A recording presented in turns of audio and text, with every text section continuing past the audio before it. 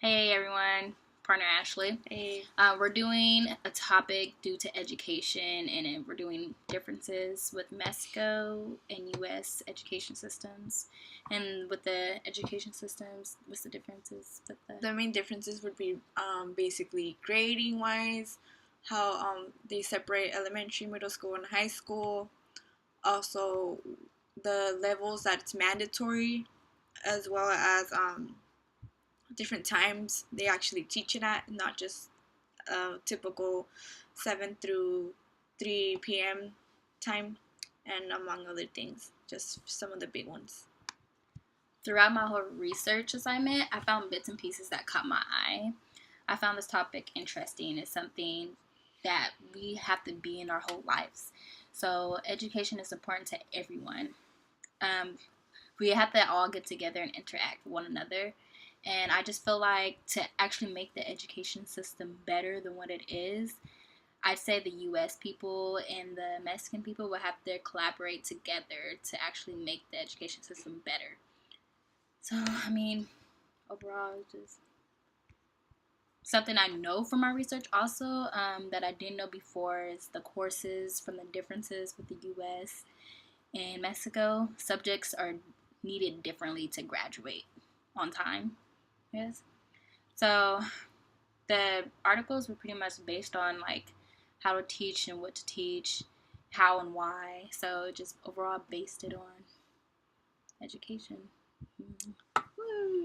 So what was the 1 through 10? It was 1 through 10. Okay. With the To start with, I think I'll just start with like the basic things. For example, here in the U.S., we have kindergarten through 12th grade high school, and we split up kindergarten, first, second, third, fourth, fifth. Fifth is elementary, middle school would be 6th through 8th, and then 9th through 10th would be obviously high school. But in Mexico, they actually separate it. They have, I guess you could say preschool, that's completely separate from any grade wise. So they have preschool, which is pre-kinder in Spanish, and then after that they start with actual kindergarten, and that goes up until the 6th grade, and that's elementary for education. And then after that comes middle school, which is called secundaria, which is actually 7th through 9th. And then after secundaria comes preparatoria, which would be 10th through 12th.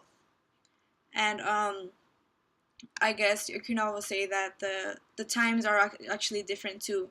A school in Mexico usually it's only like 4.5 hours, as contrasted to the U.S., which you probably start like around 7 and end at 3. There's actually different times they can be taught at. They could be a morning course. I guess it would start at 8 and go to 12:30, and then there's a diurnal time, which would be starting from 4 to 8 at night, and that's something different that they don't have here in the U.S. As well as I would have to say grading wise, in the U.S. we have A, B, C, D, F, and in Mexico they have 1 through 10. 10 would be equivalent to an A, as well as and then it just goes down from that, and I guess a 5 would be a failing in Mexico, so 5 is equivalent to F, and anything lower that would be an F.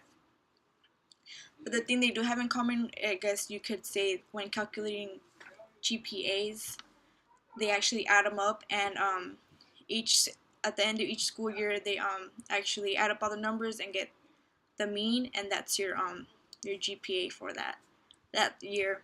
And you have to have a minimum. You have to get at least,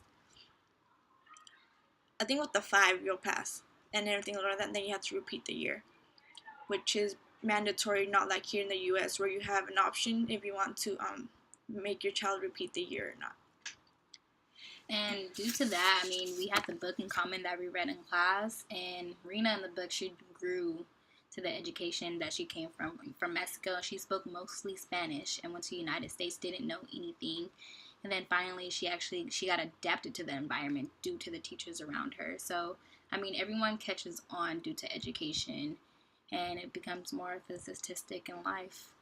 So I found my resources very reliable too. 3 articles were very good. And oh well.